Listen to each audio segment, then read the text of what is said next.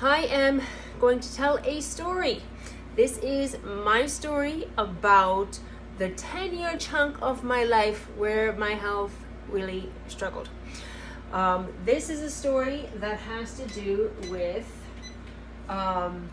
going away from fad dieting and weight loss and into real health and vitality, which leads to managed weight loss. Or managing your weight in general, and energy and good mental health and everything that goes along with that. So the story relates to something that happened to me, something that I overheard. It was one of those moments that you never forget, and that puts in a particular habit or gets your gears going and kind of just puts you on a path that maybe you never were going to go on if you hadn't had this moment. The moment was Christmas Eve with my family. Let me just move. Christmas Eve with my family in Illinois. We have normally a big Christmas Eve gathering. This was Christmas '97. I was going on 18 years old, so I was almost 18. I was 17 and 3/4. It was my senior year of high school, and I was saving money to go explore the part of Europe where our family comes from, in Slovakia. And so I was not running at the moment, and I was not on any sports teams, which my junior year I had done 3 sports that whole year. And so this particular year, I was not doing a single sport at all because I was saving money and I was working at Burger King. So it was a few days after Christmas Eve that my mom told me that she overheard some of my older male cousins talking about someone looking larger, being bigger, kind of. They didn't really say that, oh, she gained a lot of weight, just someone had been looking bigger. So my mom told me this, and she says when I walked into the room, they saw me and stopped talking, making it very clear that they were talking about her daughter. And my mother's wonderful, and she probably never realized that her telling me that would have started me down a long road of disordered eating, extreme ways to lose weight, fat dieting, and some mental health issues as well. I don't really associate them with being larger or with the diet, but because I was fat dieting and because I wasn't getting enough nutrients in, my mental health suffered. I'm pretty sure my gut health was a mess. As a matter of fact, during that time, I was told that I had IBS. There was a lot going on. Okay, I don't know if that was before or after. I feel like that was after. As a matter of fact, I'm pretty sure it was that Easter that I was like, hey, I hear throwing up is a good thing to do, to stay skinny, because we watched a thing in our class in high school on bulimia and the dangers. And of course, I was not concerned about the dangers at all, because I was like, I can't be large, right? I went 4 days without eating, and as a teenage girl, that's not something that you should be doing. I ended up living on baguettes and cigarettes and wine in Spain for a little bit because I wasn't eating breakfast. I was going to class, sometimes with or without coffee. Sometimes I'd have 2 cappuccinos and be dizzy by lunchtime and wired and nauseous. When I came back from Spain, I had a boyfriend who would pick me up for lunch, and it was almost consistently every single time he did, I was nauseous because I would have 2 cappuccinos from the cafe in the behavioral sciences building, and I was nauseous because I didn't eat anything else. They had everything else there. They even had bananas and snack bars and whatever. I'm pretty sure they actually made full meals, like a sandwich if I wanted it.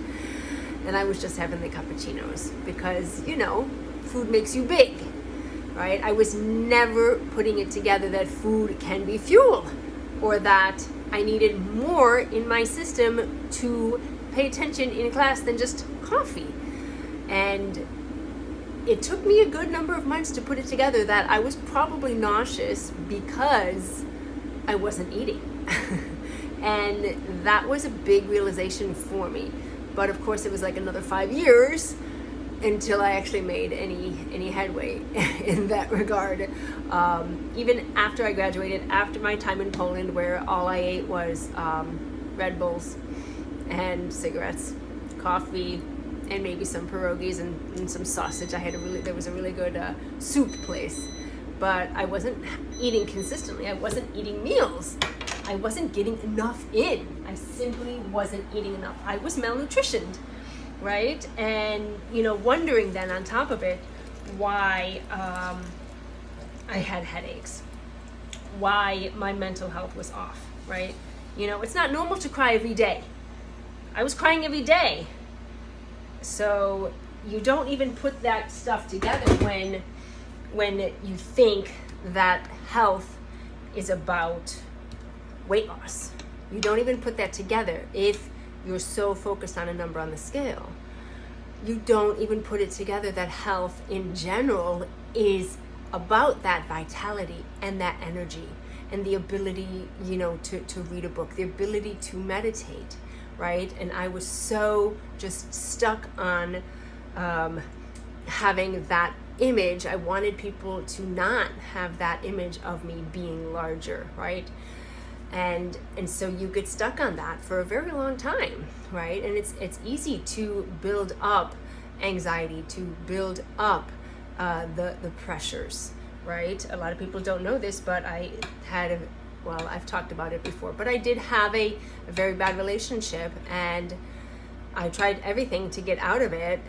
Even one night took an extreme amount of ibuprofen, hoping that it would conk me out and that they would have to rush me to the hospital and pump my stomach, right? That's like what I wanted. I was doing all of the self-sabotaging things except for the things that actually would have moved the needle. And so it was a long story. It's a long story, and I'm sorry, but it was 10 years of my life, from 17 to 27. And even after then, it took some time to still move forward and to still create a life of energy and vitality. The energy that now people think that I know that it's in me, that it's, but it's something that I've developed, something that I've created. And so I finally met with someone. It was a trainer, the same boyfriend actually, who was like, we need to get you eating more. And once I started eating more, I felt better. It gave me more confidence. It allowed me to run better, and that was one of the reasons why I did that. And I had no idea that I was ever that's what was going to happen, was that it would give me that confidence. It would give me more clarity. Everything else just started falling in line, and that was really amazing for me. I even remarked to a friend once that, since I've started this new diet, I'm hungry all the time. And she goes, well, yeah, that's what a diet is. And I'm like, no, dude, you don't understand. I'm doing the opposite. I was eating more. I was eating probably double. Yet I felt so much better, and I was hungry, and it was so weird. And that was because my hunger and satiety hormones were turned off. Ghrelin and leptin, they were gone. My hormones were so messed up because I wasn't eating. And so eating breakfast, lunch, and dinner, again with a snack in between if I felt like it, was a game changer for me. It did help my digestion. It gave me more nutrients. It gave me more vitality, but there was still one more piece missing, and that was my nervous system. My nervous system was still shot. I was still in fight or flight. I wasn't digesting properly. Everything was okay here, just not here, right? There was still something that was incredibly off. And that was because I was still with that same toxic boyfriend, and I was still living in fight or flight, which when we are in that mode, all of our digestive enzymes, the hormones that make the enzymes, they just they don't pump it out. They just don't do it. So you're not creating digestive juices. The sphincters in your body, when the food goes down, any place where there's a kind of like a gateway into another section of your digestive tract. What's that called? When you walk into a bedroom, right? That, right? Anywhere where there's one of those in your digestive system, when the digestion turns off, when you're in fight or flight, those things don't work. They just clamp up. So yeah, so heartburn, lots of gas. That same boyfriend had me counting my farts, and turns out I was farting 3 times more than average.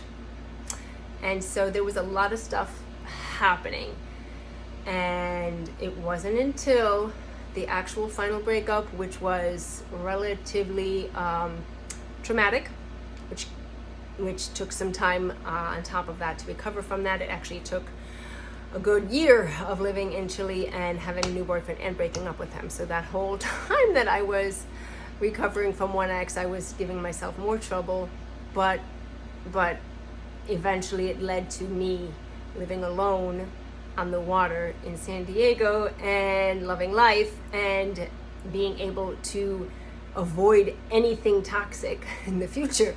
And that is what quelled all of it. That was like the last step, which was probably a good 12 years from the initial moment of, yeah, she looks a little larger, right? The last step. That was when I knew that everything was in place. Now what happens is, if I notice something in my body, I'm very intuitive now. I can feel what's going on. So I know what's going on in my system. And so when anything feels off, I have that kind of like a checklist that I go through, that, well, what has happened recently, right? That's one of my big questions, and I ask that on discovery calls, even when somebody has an issue, right? I always ask, well, what has happened? And so sometimes you have to look at everything, not just what you've been eating, but anything at work, anything with your family life, all of that. And so that's what I do now, is when I have something going on, I check in with that. I check in to see if I've eaten something new or different. I look at what I've been doing in terms of exercise, if there's something there, what possibly I might have brought up to my therapist, things that might have triggered some sort of response. I then also, and I talk about this all the time, when you get sick, I also do whatever sort of reset works for you, which sometimes it's meditation, sometimes it's going for a walk, sometimes it's a week without caffeine, right? So reset that nervous system when you feel off. The sooner you get back to it, the sooner everything else will go back into motion. And you cannot stop eating. You have to make sure you're still getting nutrients in there, unless of course you're fasting. Fasting is good for autophagy, fasting is good for that cellular regeneration, but it's not good if you are going through something else. That's what you do when you're looking to optimize your health, when everything is good and you want to up it even better, from good to great in a sense, right? So that's a long story, but I wanted to talk about it because I know that not only is body image a huge thing for a lot of parents, but it's also something that can be very detrimental, because we go down these long winding paths of thinking that food is the enemy, where food is actually fuel, and you need to figure yourself out. You need to do that for you. You need to do it for your family. It can't be coming from an outside source, right? It needs to do something that you need to work on, which is one of the reasons why I'm not a huge fan of some of the products out there that say that it's going to solve all your problems. Okay, if you have any questions, please reach out. It was a lot to unpack there. 12 years of my health journey, I suppose. But I'm so glad I did that, and I'm glad that I went through that, and I'm glad that I did it before I actually had children, because I know how much more complicated it is when you haven't unwound all of the fad dieting and the weight loss stuff, you know, once you've had kids. It's a lot more complicated, but that's what I'm here for. That's my mission. So let me know if you need any help. Much love.